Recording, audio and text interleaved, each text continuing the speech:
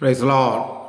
ദൈവത്തിൻ്റെ ധന്യതിരുനാമം വാഴ്ത്തപ്പെടുമാറാകട്ടെ. വേഗത്തിൽ വരാമെന്ന് അരുളി ചെയ്ത കർത്താവായ യേശു ക്രിസ്തുവിൻ്റെ നിസ്തുല്യമായ നാമത്തിൽ പ്രഭാത വന്ദനത്തെ അറിയിക്കുകയാണ്. വീണ്ടും ഒരു പ്രഭാതം കണ്ട് വലിയവനായ ദൈവത്തെ ബഹുത്വപ്പെടുത്തുവാൻ ദൈവം ഒരുക്കുക. എല്ലാ നല്ല സാവകാശങ്ങളെ ഓർത്ത് ദൈവത്തെ സ്തുതിക്കുകയാണ്. നാം നിരന്തരമായി ശ്രദ്ധിച്ചു വരുന്ന ദൈവവചനത്തിൽ നിന്നാണ് ഇന്ന് പകലിൽ ശുശ്രൂഷിപ്പാൻ തക്കവണ്ണം ആഗ്രഹിക്കുന്നത്.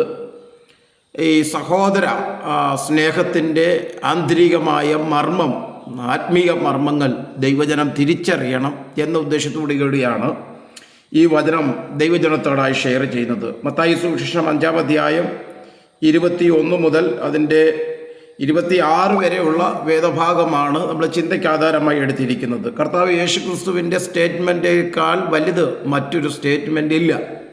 കാരണം വിശുദ്ധ തിരുവചനം മുഴുവനും ചേർത്ത് വെച്ചിരിക്കുന്നത് പരിശുദ്ധാത്മാവാണ്. അതുകൊണ്ട് അതിൻ്റെ 26-ാമത്തെ വാക്യം ഇങ്ങനെ വായിക്കുന്നു: ഒടുവിലത്തെ കാശ് പോലും കൊടുത്തു തീരുവോളും നീ അവിടെ നിന്ന് പുറത്തു വരികയില്ല എന്ന് ഞാൻ സത്യമായി നിന്നോട് പറയുന്നു. എവിടെ നിന്ന് പുറത്തു വരികയില്ല? അതിൻ്റെ 25-ാമത്തെ വാക്യം ചിന്തിക്കണം. നിന്റെ പ്രതിയോഗിയുടെ കൂടെ വഴിയിലുള്ളപ്പോൾ തന്നെ വേഗത്തിൽ അവനോട് ഇണങ്ങിക്കൊള്ളുക. അല്ലാതിരുന്നാൽ പ്രതിയോഗി നിന്നെ ന്യായാധിപൻ ചേവകനും ഏൽപ്പിച്ചിട്ട് നീ തടവിൽ ആയിപ്പോകും. ദൈവം നിശ്ചയിക്കുന്ന തടവിൽ അകപ്പെട്ടു പോകാതിരിപ്പാൻ സഹോദരവർഗത്തെ സ്നേഹിക്കണമെന്ന് ദൈവവചനം പറയുന്നു. അവരെ ബഹുമാനിക്കണം. നമുക്കറിയാം, സങ്കീർത്തന പുസ്തകങ്ങൾ ഏറ്റവും പ്രാധാന്യം അർഹിക്കുന്ന ഒരു സങ്കീർത്തനമാണ് 133-ാം സങ്കീർത്തനം. അതായത് എഴുതിയിരിക്കുന്നത് ഇങ്ങനെയാണ്: ഇതാ സഹോദരന്മാർ ഒത്തൊരുമിച്ച് വസിക്കുന്നത് എത്ര ശുഭവും എത്ര മനോഹരമാകുന്നു. അത് അഹരോൻ്റെ തലയിൽ നിന്നും താടിയിലേക്ക് ഒഴുകി വസ്ത്രത്തിൻ്റെ വിളിമ്പിലേക്ക് ഒഴുകുന്ന അഭിഷേക തൈലം പോലെ ആകുന്നു എന്ന് ദൈവവചനത്തിൽ എഴുതുന്നു. അപ്പോൾ സഹോദരവുമായുള്ള ദൈവിക സ്നേഹം എന്ന് പറയുന്നത് അതൊരു അഭിഷേകത്തിൻ്റെ നിറവാണ് എന്ന് നാം മനസ്സിലാക്കണം. അപ്പോൾ അഭിഷേകം ഉള്ളവനെ ക്രിസ്തുവിൻ്റെ സ്നേഹം സമൂഹത്തിൻ്റെ അകത്ത് വെളിപ്പെടുത്താനും സഹോദരന്മാർ തമ്മിലുള്ള സ്നേഹം സഭയിൽ വെളിപ്പെടുവാൻ ഇടയായി മാറുകയുള്ളൂ എന്നുള്ള യാഥാർത്ഥ്യം ദൈവജനം മറന്നു പോകരുത്. അതുകൊണ്ട് നമ്മുടെ സഭയിൽ ഏറ്റവും കൂടുതൽ വെളിപ്പെട്ട് നിൽക്കേണ്ടത് സ്നേഹമാണ്. സ്നേഹമില്ലാത്ത ഒരു സഭ ഉണ്ടെങ്കിൽ ആ സഭയിൽ അഭിഷേകത്തിൻ്റെ നിറവ് വെളിപ്പെട്ടിട്ടില്ല എന്നാണ് അതിൻ്റെ അർത്ഥം. അതുകൊണ്ട് വിശുദ്ധ ബൈബിളിൻ്റെ അകത്ത് കർത്താവായ യേശു ക്രിസ്തു ഇങ്ങനൊരു സ്റ്റേറ്റ്മെൻറ്റ് നടക്കുമ്പോൾ അതൊരു വളരെ പ്രാധാന്യത്തോടെ ദൈവജനം ഗ്രഹിക്കണം.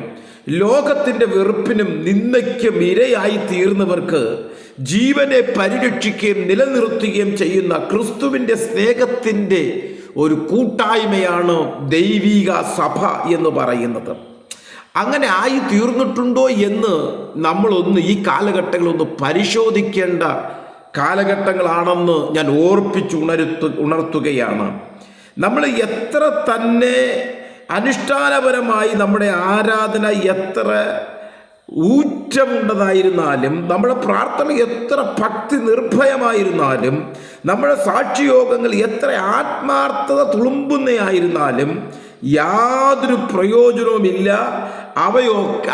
അവയ്ക്കൊന്നും ഒരു പ്രയോജനമില്ല, നിഷ്ഫലമാണ്. എന്തില്ലെങ്കിൽ? സ്നേഹമില്ലെങ്കിൽ ഇതെല്ലാം നിഷ്ഫലമാണ്. സഹോദരവർഗത്തെ സ്നേഹിക്കാൻ കഴിഞ്ഞില്ല എങ്കിൽ ഇതെല്ലാം നിഷ്ഫലമാണ്. സഹോദരവർഗത്തെ നിസാരമെന്ന് കരുതിയിട്ട് നീ ഇതെല്ലാം നിർവഹിച്ചാലും അതിൽ ദൈവത്തിൽ പ്രസാദകരമില്ല എന്ന് ഇവിടെ വ്യക്തതയോടെ രേഖപ്പെടുത്തുകയാണ്. അതുകൊണ്ട് നമ്മുടെ സഹോദരനെയും ദൈവത്തെയും തമ്മിൽ വേർതിരിക്കുക സാധ്യമല്ല എന്നാണ് ഈ വചനത്തിലടങ്ങിയിരിക്കുന്ന ആഴമായ അർത്ഥതലങ്ങൾ.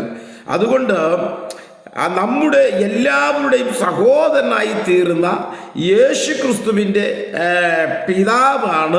പിതാവായ ദൈവമാണെന്ന് ഓർക്കുക. ദൈവം നമ്മുടെ സഹോദരനിൽ നിന്നും വേറിട്ട് നിൽക്കാത്തതിൻ്റെ അടിസ്ഥാന കാരണം ഇതുതന്നെയാണ്. തൻ്റെ പിതാവിൻ്റെ മഹത്വത്തിനു വേണ്ടി ഏകജാതനായ പുത്രൻ അപമാനവും നിന്ദയും സഹിച്ചു. പിതാവ് പുത്രനിൽ നിന്നും വേറിട്ട് നിൽക്കുന്നില്ല. അവൻ ആരുടെ സദൃശ്യം ധരിച്ചുവോ അവർക്കു വേണ്ടി അപമാനവും നിന്ദയും സഹിച്ചുവോ അവരിൽ നിന്നും പിതാവ് മുഖം തിരിച്ചു കളയുന്നില്ല. ദൈവസേവനവും മനുഷ്യ സേവനവും തമ്മിൽ വേർതിരിപ്പാൻ കഴിയാത്തതിൻ്റെ മുഖ്യ കാരണം ക്രിസ്തുവിൻ്റെ ജഡധാരണമാണെന്ന് നാം മറന്നു പോകരുത്. ദൈവത്തെ സ്നേഹിക്കുന്നു എന്ന് പറയുകയും അതേസമയം സഹോദരനെ വെറുക്കുകയും ചെയ്യുന്നവൻ വിശ്വസ്തനല്ല എന്ന് വിശുദ്ധ തിരുവചനത്തെ രേഖപ്പെടുത്തിയിരിക്കുന്നു. അതുകൊണ്ടാണ് ദൈവം പറഞ്ഞത് സഹോദരനെ സ്നേഹിക്കണം. എന്താണ് സഹോദരനെ സ്നേഹിക്കേണ്ട കാരണം? നിന്റെ കൂട്ടു സഹോദരൻ്റെ അതേ ശരീരത്തോടു കൂടിയും അതേ ആത്മാവോടു കൂടിയും ആണ് നസ്രയനായ യേശു ക്രിസ്തു താണഭൂമിയിലേക്ക് ജഡവതാരം എടുത്ത് ഇറങ്ങി വന്നത്. സ്തോത്രം ചെയ്യുന്നു.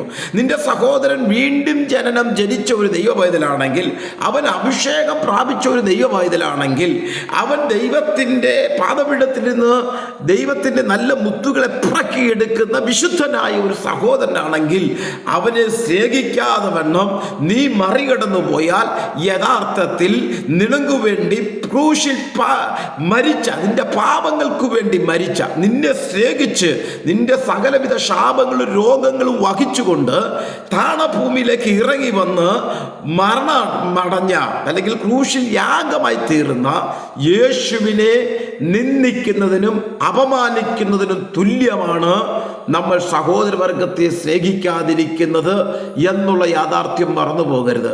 ഇത് ആർക്കും ഈ മെസ്സേജുകൾ ഇഷ്ടപ്പെടത്തില്ല. ഇഷ്ടപ്പെടാനല്ല ദൈവത്തിൻ്റെ ആത്മാവ് ദൂത് പറയുന്നത്.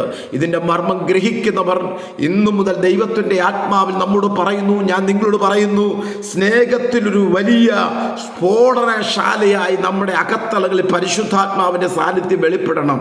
സ്നേഹത്തിൽ നമ്മൾ നിലനിൽക്കുന്ന ഇല്ല എങ്കിൽ നാം എന്തെല്ലാം ചെയ്തെന്ന് പറഞ്ഞാൽ, എത്ര ഉണർവുണ്ടെന്ന് പറഞ്ഞാലും, എത്ര അന്യഭാഷ സംസാരിച്ചെന്ന് പറഞ്ഞാലും, കുഞ്ഞെ നിന്റെ ഉള്ളിൽ സഹോദരനെ സ്നേഹിക്കാൻ കഴിയുന്നില്ല എങ്കിൽ ഒന്നിനും ഒരു പ്രയോജനമില്ല എന്നാണ് അതിൻ്റെ അർത്ഥം. കാരണം നമ്മൾ സ്നേഹത്തിലൂടെയാണ് നമ്മൾ ലോകത്തെ നേടാൻ ദൈവം നമ്മളെ തിരഞ്ഞെടുത്തത്. നമ്മൾ സ്നേഹം കൊണ്ട് ലോകത്തെ നേടുന്നവരായി മാറണം. സ്നേഹം കൊണ്ട് സഭയെ പൊതിയുന്നവരായി മാറണം. സ്നേഹത്തിൻ്റെ ഒരു വലിയ പ്രവൃത്തി നമ്മുടെ സഭകളിൽ ഉടലെടുക്കണം, നമ്മുടെ കുടുംബജീവിതത്തിൽ ഉടലെടുക്കണം, വ്യക്തികളുമായുള്ള ബന്ധത്തിൽ ഉടലെടുക്കണം എന്ന് ഞാൻ ഇന്ന് പകൽ നിങ്ങൾ ആത്മാർത്ഥതയോടെ നിങ്ങളോട് ഞാൻ ദൂത് കൈമാറുകയാണ്.